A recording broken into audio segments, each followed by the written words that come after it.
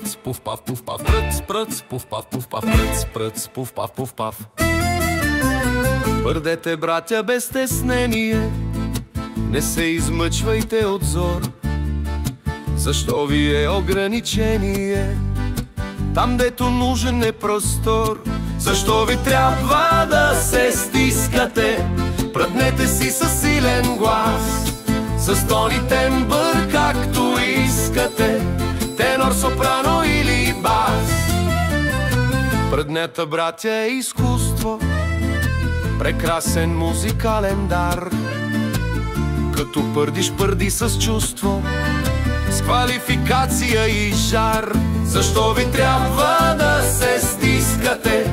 Пръднете си със силен глас, с тони тембър, както искате, тенор, сопрано или бас. Пърдете бавно в анданте или в алегро в ритъм жив, ту нежно мазно тип глисанте, ту рязко в речитатив. Защо ви трябва да се стискате? Пръднете си със силен глас, с тони тембър, както искате, тенор, сопрано или бас. Пръднята е физиология и рядък кавалерски жест.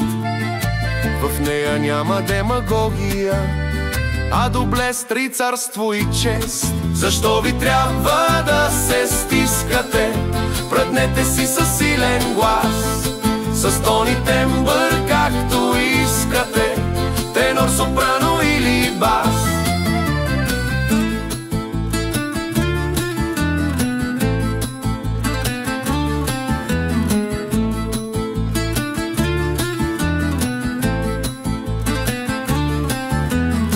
Пърденето е ценно качество и имай винаги предвид, че тя е здраво доказателство, че нямаш ти апандисит. Защо ви трябва да се стискате? Пръднете си със силен глас, с тони тембър, както искате, тенор, сопрано или бас. Пръдни и ти веднъж в живота си, госпожо, без да се срамиш.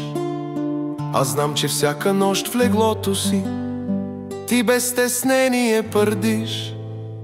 Пръдни и ти веднъж в живота си, госпожо, без да се срамиш. Аз знам, че всяка нощ в леглото си ти без стеснение пърдиш. Пръц, пръц, пуф пав, пръц,